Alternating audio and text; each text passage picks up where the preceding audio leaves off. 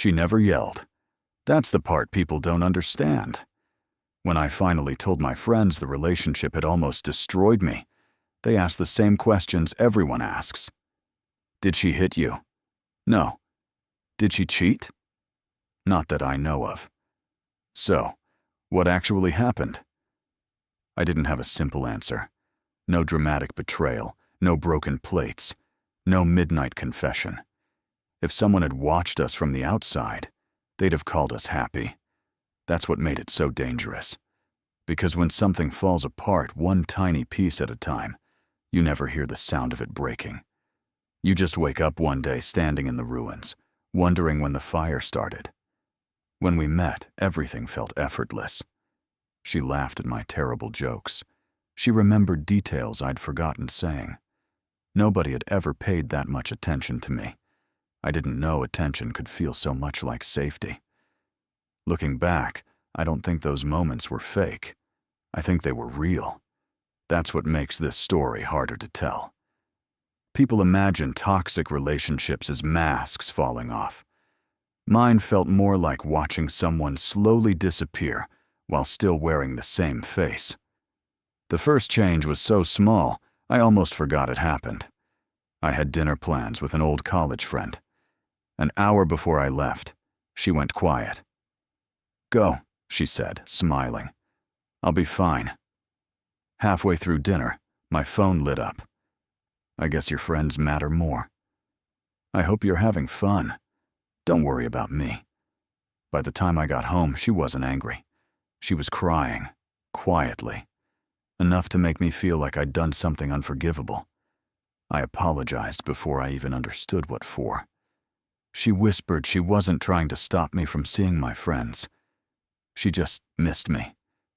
It sounded loving. So the next time my friends invited me somewhere, I canceled before she even had to ask. She smiled.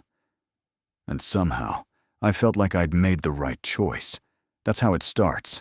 Not with control, with relief. You remove one thing from your life because it's easier than the guilt.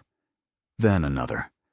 Until your world becomes so small, you mistake it for peace. She never told me what to wear. She just laughed whenever I picked certain clothes, and I'd change before we left. She never said I talked too much. She'd simply go quiet, and I'd stop telling long stories. None of these moments felt connected. Individually, they were invisible. Together, they were building a cage. My mother called one Sunday and asked why I hadn't visited in 3 months. I made excuses that sounded rehearsed, because they were. After I hung up, she asked who I'd been talking to. My mom. She smiled. Oh, just one word. But the room felt heavier. The next few hours she barely spoke, insisting nothing was wrong, while I spent the whole evening trying to fix a problem she swore didn't exist. She never punished me directly. She simply created weather. Warm when everything revolved around us. Cold whenever I remembered someone else existed. Eventually, I stopped checking the forecast. I just stayed indoors. My friends slowly stopped calling. Not because they were bad friends, because I always had a reason. After enough canceled plans, people stop asking. They don't realize you've become isolated one polite excuse at a time. Then came the night that should have frightened me. We were watching a movie. My phone buzzed. A quick reply to a coworker, 10 seconds. When I looked up, she'd paused the movie. She wasn't angry. She wasn't shouting. She just looked at me and asked, "If being with me makes you happier, why do you keep looking for everyone else?" I apologized. Again. From that night on, every notification made me nervous. Before saying yes to anything, I'd ask myself if it was worth the conversation waiting at home. I had stopped making decisions. I was making predictions. Once, a coworker invited everyone out to celebrate a project. I said I already had plans. I didn't. I drove around the city for an hour because sitting alone in my car felt easier than walking through my own front door. Then she started saying, "I just feel like you're pulling away." I'd already given up my friends, my family, my routines. So I tried harder. Flowers, surprise dates, replying within minutes. For a few days it worked. Then somehow, I was pulling away again.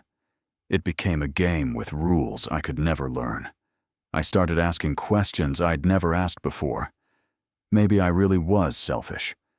When someone repeats an idea often enough, your brain stops arguing with it. It starts searching for evidence. I'd remember a conversation one way. She'd remember it completely differently. That's not what happened. You always twist things. You hear what you want to hear.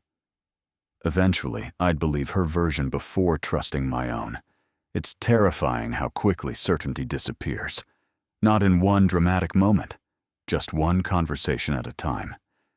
The person disappearing wasn't her anymore. It was me. An old friend called out of nowhere. "You don't sound like yourself anymore." I blamed work, stress, being tired.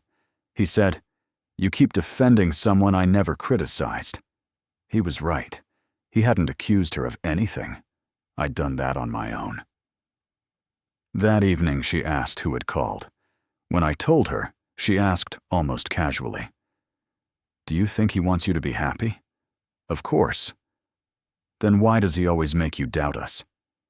The people trying to pull me back looked dangerous. The person pulling me under still looked safe. Later, deleting old photos, I found one from years before we met. 3 friends, a mountain trail, and me, smiling so naturally it almost didn't look real. I asked myself a question I'd been avoiding. Not, is she toxic? But when did I stop feeling like myself? I stopped watching her. I started watching myself. Every time guilt showed up, I forced myself to answer one question. What exactly did I do wrong? Most of the time, I couldn't find an answer. She asked me to spend the weekend with her. This time, I told her I'd already promised my brother lunch. The smile faded. The apology reached my lips and stopped. I hadn't done anything wrong.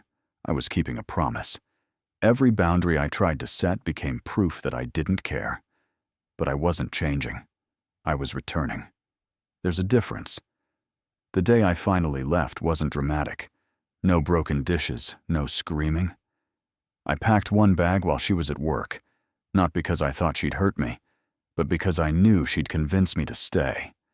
I left my key on the counter beside a short note. It didn't blame her. It just said, "I don't know who I've become, but I know I wasn't always this person. I need to find him again." The first week alone was harder than I expected. That's the cruel trick of slow pain. Once you're safe, your mind starts remembering only the beautiful moments. That's why so many people go back. So I wrote down every apology I never owed, every moment I felt guilty for being myself. Whenever I missed her, I read that list instead. I started calling old friends again. One Sunday, I showed up at my mother's door. She held me, then stepped back and said, "There you are." Not, "I missed you." Just, "There you are." As if she'd been waiting for me to come back to myself all along. The thing I'd lost wasn't happiness. It was freedom. Real love doesn't slowly erase your voice. It makes you feel safe enough to use it. That's the danger of a slow burn. It doesn't ask you to ignore one giant red flag. It asks you to ignore hundreds of tiny ones. One apology, one canceled plan, one guilty feeling, until they become a life you no longer recognize. So if you've started apologizing more than speaking, if you've begun doubting your own memories, if peace only exists when you stop being yourself, don't wait for the explosion everyone else expects. The most dangerous fires are the ones that burn so slowly. You don't notice the smoke until your whole life smells like it. You do hear it break, just not while it's happening. You hear it later, the first time you laugh without wondering if you're too loud, the first time you look in the mirror and recognize the person looking back. It wasn't just the relationship breaking. It was you, and sometimes the bravest thing you'll ever do is leave while there's still enough of yourself left to save.